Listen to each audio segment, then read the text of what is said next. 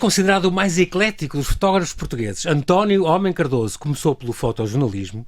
Desde então foi editor de fotografia, retratista, fotógrafo de publicidade, de moda, de decoração, de património, autor de livros e catálogos, campanhas políticas, capas de livros e discos, selos, exposições, genéricos de filmes. Com mais de uma centena de títulos publicados, lança agora 500 retratos da minha vida. Portugal e não só, retratados com mestria e arte desde os anos 80 até à atualidade.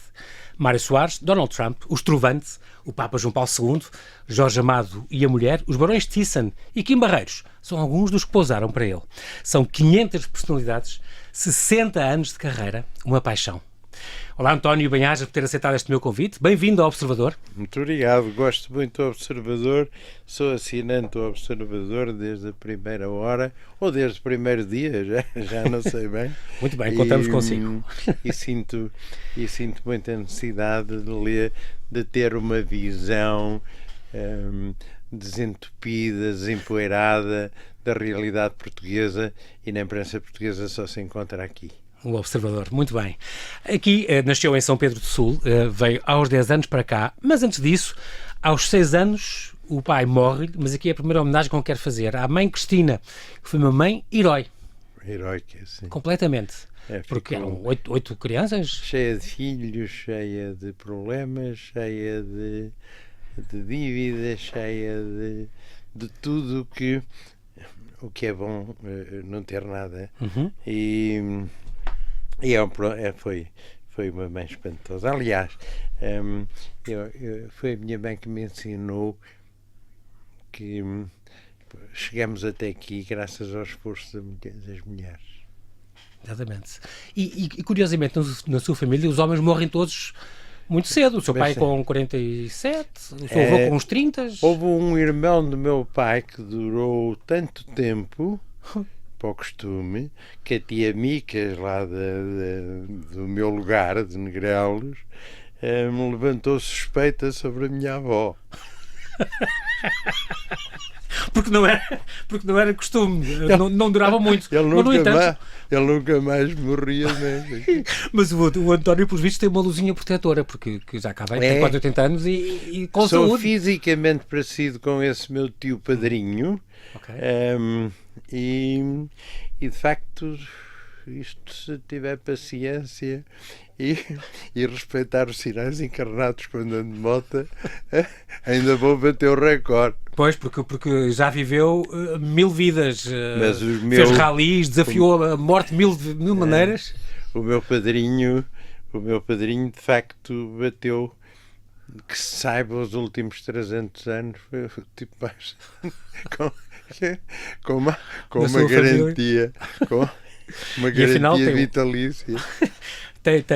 Acaba velhinho, como gosta de dizer, com um estado de saúde razoável. Também lembro as histórias da tia-avó e da madrinha com quem dormia e ameaçava fazer xixi se ela a obrigasse a rezar. Ela era muito devota. Imagina estas histórias. Era muito devota e eu acho até... Não queria obrigá-la a rezar. Que era um bocadinho santa. Ela, no dia em que morreu, chamou o miúdo que lá havia em casa, que era filho de uma das criadas, despediu-se dele até qualquer dia, haviam de se encontrar no céu e tal. O miúdo não percebia nada daquilo, nem sequer sabia o caminho para o céu, só sabia o caminho para a escola, e perguntou-lhe porquê, e ela disse que, enfim, que estava no fim. Pronto, ela deu-lhe para levar previa. Um terço que tinha sido benzido pelo João 23 e apagou-se serenamente, pacificamente. Aos 10 anos veio então trabalhar para Lisboa e foi marçano, numa mercearia de um tio, o António e o seu irmão Chiquinho, onde tomavam um banho de água fria por semana e levavam uma vida muito austera. Um dia roubou-lhe dinheiro, meteu-se num táxi a caminho, estava aqui em Lisboa, queria ir para São Pedro do Sul, se faz favor. Está livre, leva-me a São Pedro do Sul. Mas em Vila Franca foi desconfiado, entregaram-na à polícia e levou uma tareia. Devolveu-me a Algés, à polícia de Algés, levei uma tareia da polícia e depois 4 do meu tio, pai. E depois mete-se em filmes de praça, um dia na Praça de Algés, e vê máquinas de filmar e todo estava a praia transformada num platô, e então conheceu este ator, o Eddie Constantine, muito conhecido, que estava a fazer este filme, Eddie in Lisbon, um agente do FBI à procura de outra gente entre Paris e Lisboa e tal, achou-lhe imensa piada e meteu-se consigo, convidou para entrar, foi a mascote do filme e deu-lhe a primeira máquina fotográfica. Aí começou esta paixão mais a sério. Deu-me a primeira e a Bárbara Lege deu-me 1376 escudos. Nessa noite senti-me um futuro Bill Gates, cheio de dinheiro e tecnologia. Mas começou nessa altura então a viver da fotografia. Comecei a fazer uns retratos, umas coisas, as pessoas diziam que bem que está, arranja mais 3, arranja mais 4. Mas já vendia para os jornais, ou não? Comecei a vender para os jornais. Para o DN, para o Diário Sim, Popular. Para o Diário Popular, Diário de Notícias. Ainda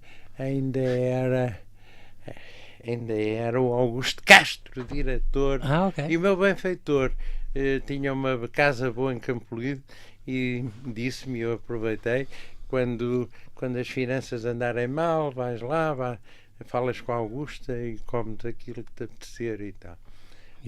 Foi o seu mentor, ajudou. Já tinha motas nessa altura ou não? Sempre gostou de moto, tinha Harley Davidsons e tudo? Tive uma coleção de 21 motos e 20 automóveis antigos. Já se desfez ou ainda tem? Já me desfez. Foi vendendo. E máquinas também, máquinas fotográficas? Conserva esta primeira? Muitas também. Tem algumas? Mas também já vendi muitas. Agora não estou interessado em colecionar nada. A não ser dias com temperaturas entre 20 e 25. Essas coleções valham elas, também gosto. E tenho 3 pequenos descapotáveis uma moto a 3 rodas, outra 2 e tal. Triciclo é que não se desfez. Já a treinar depois para a cadeirinha. Aos 17 anos, o que eu sei é que já tinha um Mini Cooper S que conduzia sem carta e que entrou na sua terra em São Pedro do Sul, lá em Negrelos, sem carta de condução. Foi a primeira pessoa a entrar de carro, praticamente. Mas assim, já ia a festas ao Tivoli, conheceu o Beatriz Costa, que morava lá, aliás, e conheceu a senhora Dona Amália. Foi uma grande paixão sua. É ainda uma grande paixão minha. A Amália, para mim, é uma espécie de Deus. De Virgem Maria para os católicos, não é? É a imagem que eu via ter da Amália. Agora, de facto, de algum modo, embarquei nisso. Não estava nada à espera que a Amália morresse. Pois. E é engraçado porque era o seu querido amigo e mentor também, o mestre Augusto de Cabrita, que foi a pessoa, costumo dizer que foi a pessoa que eu mais amei na minha vida, sem ser na minha família, é que era o fotógrafo oficial, digamos assim, da Amália. E só quando ele morreu é que pôde fazer o retrato que fez e que é famoso e que também está neste livro, e muitos outros, da Amália Rodrigues. Ao princípio ela não lhe ligou nenhuma, mas depois ficaram realmente grandes amigos. Esse retrato tem uma história muito engraçada. Diga. Nós já éramos amigos quando eu lhe fiz o retrato, mas não vi esse gesto nela. Foi na Lourdes Norberto a imitá-la no Passa por Mim no Rossio. Ok. Que hoje em dia ainda copiam muito. E eu depois disse à Amália que a Lourdes tinha feito uma expressão que era muito bonita e um gesto que era muito bonito e fomos repetir para o estúdio. Muito bem. Engraçado, e assim foi esta fotografia, então é baseada nessa... Foi. Que engraçado. Já vou falar sobre os retratos antes. É um original de uma imitação. Exatamente. Aos 17 anos monta-se o primeiro laboratório fotográfico na Quinta de São Vicente. Depois fez o serviço militar, tirou um curso de operador de fotocine nos serviços cartográficos. Em 68, então, conheceu o mestre Augusto de Cabrita. E aí vem esta ligação ao grande livro de cozinha tradicional portuguesa. Aliás, morreu ontem Maria de Lourdes Modesto e fica aqui esta homenagem que estive num bel com a TVI por causa disso e mais uma vez homenageei os dois e o meu amado Augusto Cabrita, que é uma pessoa presente todos os dias. Tenho um retrato do Augusto em todos os cantos. Exatamente. Aqui com texto e tudo, aqui no livro está com o texto e tudo. Incrível. E aqui portamos então esta homenagem a Maria Lourdes Modesto. Ela morreu ontem, com 92 anos. A diva da cozinha portuguesa, como se chamava Miguel Esteves Cardoso, que fez este livro, então, a Cozinha Tradicional Portuguesa, onde o António inovou imenso. Primeira vez que se fotografou a culinária daquela maneira, um voo picado sobre os pratos, inovou imenso. E é muito curioso porque são 800 receitas, já saiu há 41 anos este livro e continua a ser talvez o mais vendido É. em português, se não me engano. Portanto, Acho que é o foi uma mais grande vendido escola. sempre. E eu também achei graça este encontro, quando conheceu o Augusto Cabrita, quando o abordou. Você que é o Augusto Cabrita? Ele era Essa ótimo. não se pode dizer. Pois, sim, e tu és quem? Oh, filho, não sei o quê. Mas foi dito com ternura, como o António é a primeira pessoa a dizer. Ele disse aquilo com ternura. E, portanto, É? ele era fascinante, ensinou-lhe tudo, a estética. Era um tipo fascinante. Depois casou muito novo, tinha 26 anos, a sua mulher tinha 16, teve então estes 2 filhos, hoje tem 3 netos, se não me engano. É. E depois há 40 anos, então, que está com a Joaninha, com quem que o faz muito feliz, uma querida companheira destes anos todos, e que também ajudou a selecionar todos os retratos para este livro. A Ela e o Hugo. Joaninha não só ajudou a selecionar, Bolas. como é só depois de eu estar com a Joaninha comecei a fazer arquivo. Ok, Portanto, então, tem uma grande função. As sobras, quando comprava sapatos, trazia as caixas. Nas caixas, para exatamente. casa, metia lá para dentro e tal. E só comecei a ter o arquivo organizado depois da Joaninha me ajudar. Isso é muito Agora, eu importante. nunca tive a noção histórica da fotografia. No entanto, já tem um espólio de certeza monumental. Pensa nisso de vez em quando, a quem doar, onde é que podem conservá-lo melhor, a quem... Não faça a mais pequena ideia. Não tem ideia? Não, essas coisas. Quem cá ficar Que resolva. resolve o assunto. Mas é realmente um espólio extraordinário. Fez o seu estúdio nos inícios dos anos 70, na Lapa, ali nas Hortas do Essa, perto da Borges Carneiro, este barracão onde havia ainda coisas do Canto da Maia e jornais do PC clandestinos. Deve ser um sítio giríssimo, mas que transformou para estúdio fotográfico, não é? Tirou-lhe a claraboia. Ele tinha sido, foi feito um barraco para o Canto da Maia fazer Escultor? esculturas para a exposição do mundo português. Incrível. Depois foi um pintor, dono, proprietário, fez um estúdio para pintura que eu estraguei depois. Mas claro, mas teve que adaptar à fotografia. Não quero luzes fantasmas lá Teve dentro. que tirar a claraboia. E claro. neste intervalo houve ali umas impressões do Avante e tal. Mas não por mim. Sim. Não por mim. Usavam naquele espaço. Gosto imenso quando diz que a minha clientela, quando foi a 25 de Abril, fugiu para o Brasil, foi fotografar catálogos e tal, e a partir de 74, então, torna-se retratista. E é principalmente este o trabalho que o fascina, o retrato. O retrato fascina muito, como fascina muito a conversa, quer dizer, tudo o que seja a fazer uma pequena viagem a 2, ou a 3, ou a 4, mas a 2, o tete-a-tete é de facto a grandeza da comunicação e é uma coisa fascinante para mim. Eu adoro a humanidade, nunca tive, sempre que ouço um Palermo a dizer cada vez que quanto mais conheço os homens, mais gosto dos cães, acho que o gajo nem gosta de homens nem de cães. Exatamente. Fora da caixa completamente. Eu também amo o meu cão, que se chama Jaqueline Lapidopithecus da HCIR.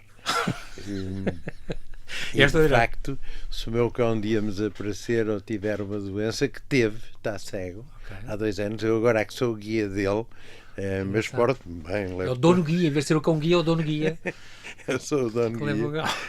Agora realmente não há nada que pague esta extraordinária e divina obra do universo. Do diálogo e do contacto. Então aqui tem 500 livros, 500 fotografias, dos milhares que podia ter.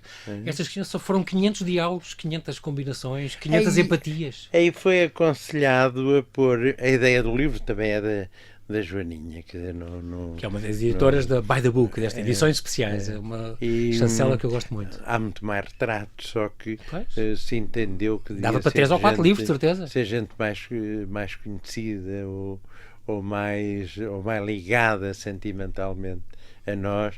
É engraçado porque atravessa imensas gerações, tem desde já o João Catarré e assim, que são atores recentes, ao David Mourão Ferreira, é impressionante. Eu tenho casos já em que isso. fotografei avô, filho e neto. Incrível. Isso é muito giro. Isso só mostra que o António ultrapassou com a sua qualidade e o seu trabalho gerações, o que é muito engraçado.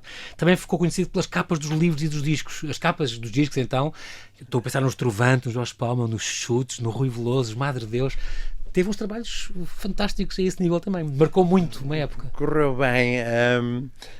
voltei, eu não gosto de repetir coisas. Eu acho que esse livro de retratos é o que tem mais variedade de posições, de gestos, de não sei o quê. Já vi livros em que o tipo está com a mão esquerda no queixo ou com a mão direita no queixo. E não sai muito daí. É verdade, aqui tem. E aqui tem. Vario muito. E já vamos falar mas, disso, que de facto, é muito curioso. A maioria desses retratos foram pagos, evidentemente. Foram encomendas, não é? Que lhe fizeram. Foram encomendas, claro. Mas muitos, alguns foi também o António que pediu. Gostava. Quando sabia que eles iam aceitar, perguntava. Não sei, que me lembre desta última, um retrato que está feito e que eu gosto muito do Almirante, Gouveia Mel. Imaginei-o numa situação de abrir uma porta para uma visão nova do mundo português. E pronto, é isso que normalmente no retrato antigo retratava-se o rei, o Dom Manuel, atrás aí a cheirar Armilar e tal. O escritor traz aí não sei o que, o músico traz aí o teu instrumento. Agora, imaginar para cada pessoa. Aí é mais para ver a 25ª jogada, porque de facto não dá para estar a pôr coisas. António, nós temos que fazer aqui um brevíssimo intervalo. António Homem Cardoso, e já voltamos à conversa. Até já. Está feito, até já. Está a correr bem? E estamos a conversar com António Homem Cardoso, fotógrafo de mão cheia e olhar atento, que nos traz o livro 500 retratos da minha vida, celebrando 60 anos de carreira e uma única grande paixão, a fotografia. Estamos agora, António, aqui a falar desta... Já são mais de 100 livros editados, e se não me engano este é o 104, o número 104, é impressionante. Falámos das capas de livros, falámos de discos também, que fez, muitas. É engraçado porque nunca participou num concurso de fotografia, não gosta de concursos e detesta fazer de júris. Nem concursos, condecorações... Duvido tem muito alguns prémios, mas isso é do mérito do seu trabalho que as pessoas... Duvido muito que isso não possa ser tudo comprado. Sim, alguns acham que não são genuínos realmente para... É porque o António também é um autodidata, é curioso. Eu sou... É um mau exemplo para a sua profissão, como costuma dizer. É um mau exemplo para a sua profissão. Sou, mas não sei também se sou assim tão mau como isso, porque agora vi depois, eu nunca tive problema nenhum em não ter instrução, em não ter como é que costuma dizer, oficial. Agora, depois, por exemplo, vi quando andava na tropa, fui fazer trabalhos para o Colégio Militar, e quer dizer, aqueles miúdos foram condenados a um regime absolutamente imoral na minha opinião. Não é que gostei muito de não ter quem me chegasse a cabeça em pequenino, como é que havia de estar à mesa, como é que havia de me sentar, como é que havia de tratar a tia. Eu lá resolvi isso e aprendi. Depois, quanto ao saber, procurei saber aquilo que me interessava, arranjei uma belíssima biblioteca, uma gigantesca biblioteca, e ainda hoje, que é a minha companhia, os meus tempos livres são sobretudo leitura. Qual o género que prefere? Essa coisa de uma pessoa ter o diploma, é como ter o diploma. O diploma, a junta de freguesia dá um prémio de melhor fotografia do ano de tarot. Não é, quer dizer, não tenho interesse nenhum. Não tenho... veja lá com quem está a falar que eu sou doutor e tal. Uma vez eu contei isso, que aconteceu isso uma vez com um super CEO de uma empresa qualquer e disse, você é muito giro, põe-se aqui junto à janela, e veio um funcionário dele, olha, você sabe com quem está a falar e tal. Foi o engenheiro Valadas Fernandes, que era um tipo simples, ficou meu amigo para o resto da vida. E ele é que lhe disse, olha, deixa o homem falar, até aqui fica alguém não massa com o meu rank e o meu... Ganhou um amigo para a vida. Foi, né? Naquele dia já nos despedimos com um abraço, coisa que ele nunca tinha dado aos engenheiros que me queriam meter na ordem. É incrível. Este livro, António, é uma espécie de testamento. Porque é uma espécie de legado. Isto é todo aquele rebanho, como diz, que passou, que se cruzou comigo. O testamento faz-se quando se pensa na morte. Eu ainda não tenho provas nenhumas que isso possa acontecer. Exatamente. Mas é de facto... Mas é um legado. Agora já não sou tão procurado como era. Enfim, pode ser... Também tem um bocado de arrumar as coisas e de avivar a memória. É impressionante a variedade. É engraçado porque começa com a família real, porque o António é um monárquico convicto. Convicto, absolutamente convicto. Porque acha mesmo que é o melhor para o país e é o futuro. A monarquia. Penso que é o futuro. E mesmo com a família real... Pensamos sempre que os nossos ideais são o futuro. Mas realmente, volta e meia, temos sorte quando se elege um presidente. Mas quer dizer, acho que tivemos uma grande sorte quando elegemos o Ianes. Acho que temos Ao contrário, com o Cavaco Silva, já não... não é nem uma coisa nem outra. Já não é uma figura agradável para si, porque como lhe retirou aquele apoio o nosso médico, atual tem uma queixa a fazer. Ele faz papel de príncipe demais. É verdade. Ele às vezes, que sim. quando me encontra, diz: olha, o nosso fotógrafo monárquico. Eu digo: estou bastante contente de ter um príncipe na presidência. E ele reage bem, claro. Ele reage bem. Ele é nitidamente um príncipe da Renascença. Completamente.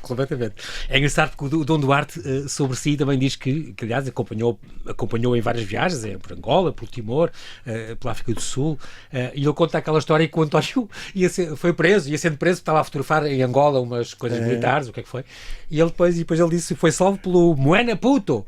O Moena Puto é que o salvou. E o Dom Duarte, estamos Moena, quer dizer, rei, e Puto é Portugal, nem Banto, não fazia ideia. Foi o Moena Puto, se deixa, se ele é o fotógrafo do Moena Puto construiu isto. Há histórias extraordinárias. Há histórias muito engraçadas, de facto. Este retrato cada retrato é um mergulho na alma, no coração dos fotografados, ou não? Só assim é que é bom. É também muito emocional. Eu lembro quando fiz o retrato oficial do Ianes em 1980. Foi uma sexta, eu lembro perfeitamente que foi uma sexta-feira. Cheguei ao laboratório, a máquina de revelação que eu tinha equipamento para tudo. Foi o fotógrafo mais bem equipado de sempre em Portugal, de longe. E bons ampliadores, bons dusts, bons tudo. A máquina avariou, fiquei aflito, tentei revelar os rolos em qualquer sítio, não arranjei quem rolasse os rolos no sábado. Tive uma taquicardia monumental. Era a responsabilidade de um retrato oficial, não é? Era sobretudo, eu parei quando achei que tinha feito um belíssimo retrato. Não fiz nem mais uma. Pronto. Não quis estragar aquela que estava ali. E então, como é que resolveu? Não conseguiu? Não estava a conseguir revelar? E fiquei naquela ansiedade úlcera. Até segunda-feira à tarde. Mas tinha sentido perfeitamente que tinha feito o retrato. E salvou-se, conseguiu. Consegui. E o Presidente já tinha havido várias tentativas de fazerem um retrato daquele tipo. Depois o Fernando Lopes é que me levou para lá, que era um querido amigo, e levei o Augusto Cabrita para divertir o nosso querido Presidente. Bem, eu acho que Ianes é o nome de Portugal, é outro nome de Portugal, é o nome do que Portugal devia ser. É engraçado porque 500 pessoas que passaram por si, que estão só neste livro, desta seleção aqui feita, e gosto muito desta frase do Antoine de Saint-Exupéry, este escritor e aviador, que tem no princípio: aqueles que passam por nós não vão sós, não nos deixam sós, deixam um pouco de si, levam um pouco de nós. Muito bonito isto. E é muito esta empatia. E é isso que é o retrato. Completamente. É isso que porque há uma empatia, há uma ligação, não é? Normalmente põe aquelas tiradas um bocado tontas, que o retrato é a mira do coração e a mira dos olhos e tal. Não é nada, é essa paternidade que existe, e só assim é que é possível fazer retratos. Quem não gostar, quem não amar pessoas, não deve fazer retratos. Vai fazer construção civil. Porquê é que é sempre... O retrato perfeito, também tenho sempre a ideia disto, é preto e branco. Porquê? O retrato a preto e branco, o retrato a preto e branco tem uma dose de especulação sentimental levada da breca. Né? Vimos um bocadinho dos retratos dos nossos avós, dos nossos pais, essa coisa toda. Agora, realmente, esteticamente, eu disse numa entrevista há 30 anos que a cor não tinha adiantado 1 milímetro à estética do retrato. Agora há pessoas, por exemplo, o retrato original da Maria Elisa, a cores é fabuloso, há muitos retratos Sim. aí que a cores jogam bem também, mas o retrato é uma coisa tão íntima, tão recatada, tão nossa, que o preto e branco dá-lhe uma espiritualidade que a cor tira. Num estúdio, estas pessoas estão desprotegidas, estão vulneráveis, são outras, não estão sempre a representar? Não, a maioria não. Por exemplo, um dia tive um chefe de Estado, pediram-me para ir à reunião com o chefe de Estado-Maior General das Forças Armadas e tal. Quando lá cheguei, o senhor estava a entrar, tocaram trombetas, o senhor entrou e parecia que o prédio tremia. Depois lá falei com o Coronel Carmelo Rosa, que era o homem das Relações Públicas, e fiquei um bocado aflito com aquilo. Meu Deus, que imperador, que poder, O outro dia, de facto, parecia o miúdo tinha perdido a mãe na visita à cidade, e tive várias pessoas que resolviam o problema muito bem. Punham uma caixa de um cartucho de Polaroid na máquina, punham o disparador, fazia a luz, convidava o fotografado a vir para a máquina, e eu... Encenava a sua pose? Sim. É assim que eu quero que faça. Pronto. E ele fotografava-me e tal. Está bom. Então, e era o António que era fotografado. Mas há muita gente que se retrai violentamente quando vê a máquina fotográfica. Há outros que é ao contrário. Um dia estava com Augusto Cabrita em Paris, no roteiro do costume, no La Paix, e vinha uma atriz francesa que parecia ela, mas não era ela, que parecia ela, não era ela. Logo dizia, ela, eu via no filme do Lelouch, ela. Pegou na máquina e ela viu que estava a ser fotografada, e de repente transformou-se nela. Pôs-se em pose. Fez o jeito. Sim. Outra pessoa que vi que se alterava perfeitamente a retratar era a Isabel Presley, por exemplo. Eu fui fotografar lá a Madrid, a casa de Luís Pinto Coelho. Estávamos à espera, entretanto vi passar no corredor 2 senhoras, nada especial, 2 mulheres. Depois uma delas era a Isabel Presley, veio, eu já tinha o Stamiré montado, e ela ela mudou totalmente. A Filipina, muito bonita. Sim. Ex-mulher do Júlio Iglesias e do Boyer. Agora, há pessoas que... E agora é mais rosa, o que se diz por...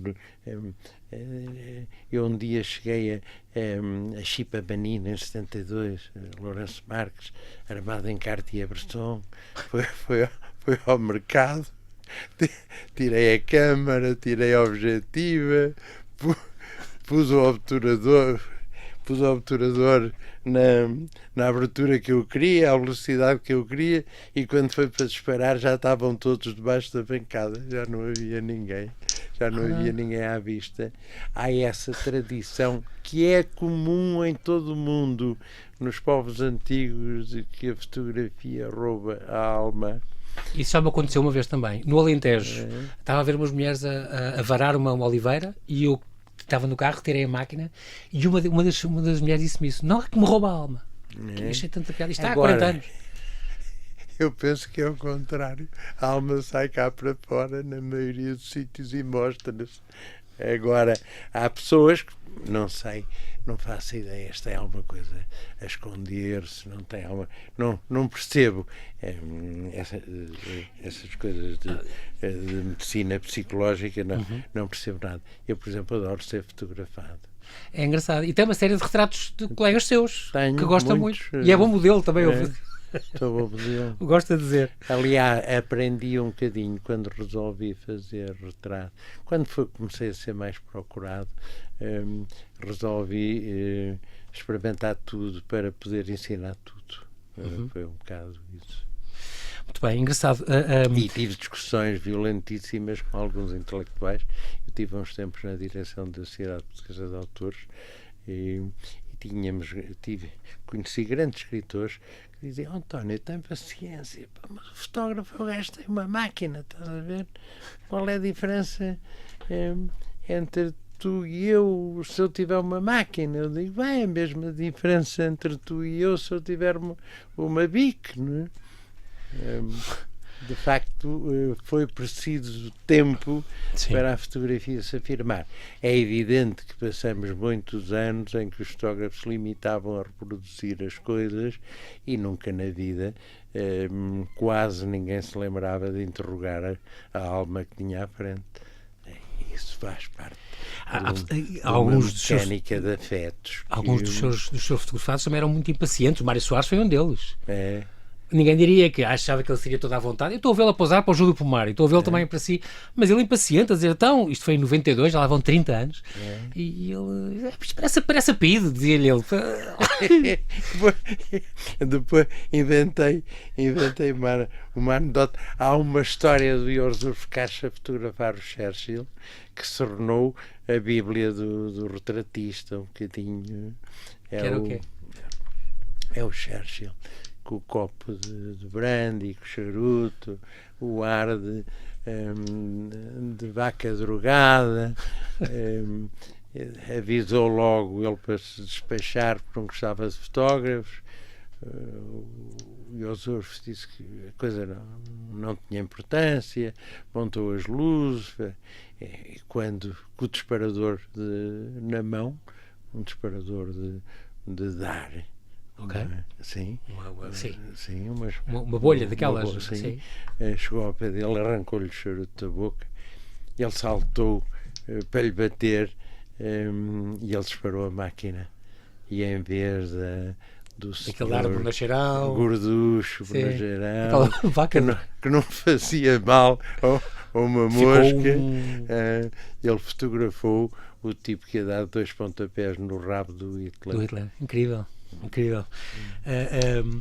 É muito giro também. E com o Trump, há aqueles que o próprio António diz, há pessoas que sente repulsa, como foi o caso do Donald Trump. Também encenou aquela coisa toda, fez uma chapa e disse acabou e ficou zangado e ele depois premiou. Atenção. Deu 5 minutos, só gastei 3.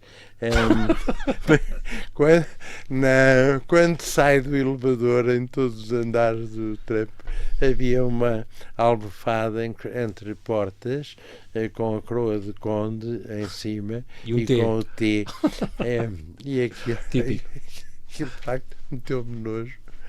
E depois disse, não, nos outros 3 minutos, os 5 que lhe deram, depois olha, e dei os outros 2 aos pobres que vierem a seguir. Mas depois eles perceberam que tinha ficado zangado e deu-lhe uma estadia, não sei onde. Mas ele depois reconsiderou e ofereceu-nos 8 dias em Atlantic City, num hotel pastiche do Taj Mahal. Sim. E por acaso comeu-se bem. Há outros que guarda de certeza na memória, os Grimaldi, que disse uma vez que as pessoas mais tristes que eu fotografei na vida. Podia ter sido só naquele dia ou naqueles dias. Aquilo fotografamos depois ele estava de facto muito triste, mas correu bastante bem. No livro não está que não. foi escolhida, não é? Eu, nessa altura, o que era escolhido, o que era melhor, ficava sempre nas revistas ou nos jornais, ou nas tipografias, ou o que fosse. E o secretário do Ranier precisava de saber umas coisas sobre Dom Carlos, que tinha sido muito amigo do pai, do avô. Do avô Alberto? Sim. Sim, o oceanógrafo como ele, exatamente. Ele sabia aquilo que ele queria saber. O Ranier acabou por nos convidar a passar lá a Semana da Cruz Vermelha. Foi muito engraçado. O Frank Sinatra parecia um gangster com guarda-costas. O Gregório Peck parecia... Então conheceu o Grace Kelly mesmo ao vivo. A Gina Lollobrigida a tentar rejuvenescer com a brisa da tarde.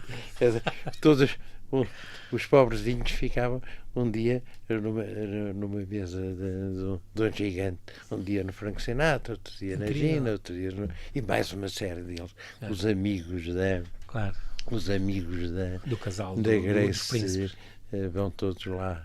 Incrível. Agora não sei se mantém essa tradição, mas nós tínhamos alugado um Peugeot 106, tinha acabado de sair, e quando, claro, tivemos que ir comprar o smoking, o laçarote, os sapatos, claro. ainda saiu o carote, ainda tenho sapatos. Não, são de tal maneira verniz que nunca mais calcei. António, qual é o melhor elogio que pode receber de um retratado? Qual é o melhor elogio que pode receber de um retratado? Tenho algumas cartas muito simpáticas de pessoas que dizem que quando estão completamente em baixo, tenho cartas deste tipo assim, feminina. Hoje foi um dia péssimo para mim, amargurado para mim. Só me restabeleci quando cheguei ao hotel e olhei para o meu retrato que fizeste, tenho em cima da cómoda. Porra, eu sou mesmo muito importante. Teve a psicologia engraçada, as pessoas dizerem-lhe que assim, às vezes descobrem coisas que não sabiam que tinham ao ver os seus retratos. Isso é impressionante. Também as pessoas vêm-se ao espelho mais, e depois aquilo que está à esquerda está à direita, enfim. O retrato devolve de facto a perspectiva correta. Qual é o segredo de um bom retrato? O que é para si, António, um bom retrato? Que mostra o quê? Quer dizer, acho que há tudo. Mas é uma coisa, há casos em que a coisa é absolutamente sexual. É uma atração. Ou agora, com os homens, a coisa também tem que correr bem e não há atração sexual nenhuma. Pelo menos eu, seja sexo surdo e mudo. Mas realmente agora, há uns retratos. Alexandre Lencastre, por exemplo, eu, por exemplo, uma sensualidade, uma beleza, parece que é fotogénica. Eu, quando fui fotografar o presidente Iano, já não tinha dúvida nenhuma que aquele era, do mundo político, o meu herói. Um gajo que o país precisava para ser decente, para estar acima de qualquer suspeita. Quem é que lhe falta fotografar? Nada e tudo. Posso recomeçar tudo de novo, mas de outra maneira já não vou, nunca faço, nunca quero fazer coisas iguais. Copiar Para isso tinha arranjado um emprego. Claro.